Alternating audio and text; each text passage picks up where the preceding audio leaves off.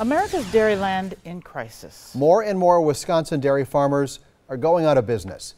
Part of the fix might actually involve milk, but not the way you might think. Charles Benson explains in a story that's new at 10. Imagine this.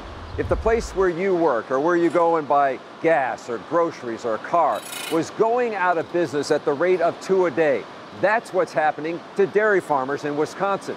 700 went out of business last year alone.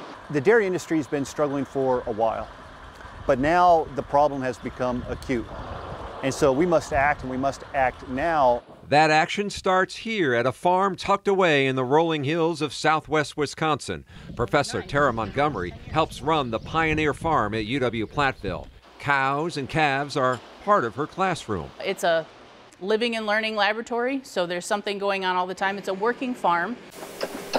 Platteville's one of 3 UW schools hoping to get a share of $8 million in research dollars from the state to start the first ever Dairy Innovation Hub. So we're not making decisions for research purposes, we're making decisions for production purposes. Like finding new dairy products, but also looking for unconventional ways to use milk. True confession here, I drink milk.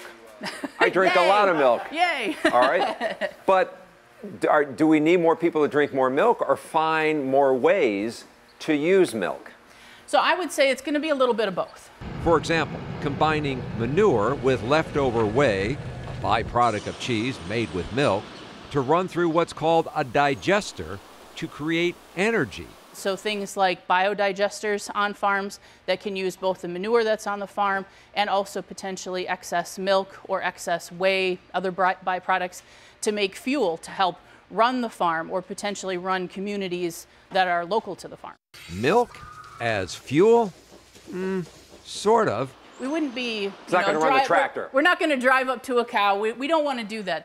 But perhaps new ways to use byproducts from milk. And making sure that we can then have a sustainable way forward in terms of fuel and energy. Plus, develop new products to help people with allergies or an intolerance to milk to enjoy it. It's making sure that we're making unique products that are going to be what the consumers want and what the consumers need. But it's not about finding ways to produce more milk. Wisconsin is already really good at that.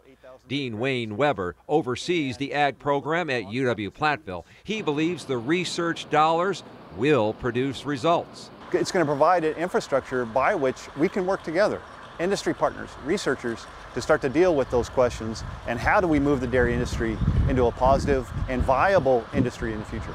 Not only for America's Dairyland, but for America.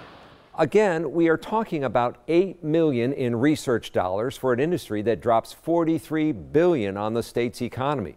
The request has made it through at least one legislative committee. We'll keep you updated if it makes it to the governor's desk.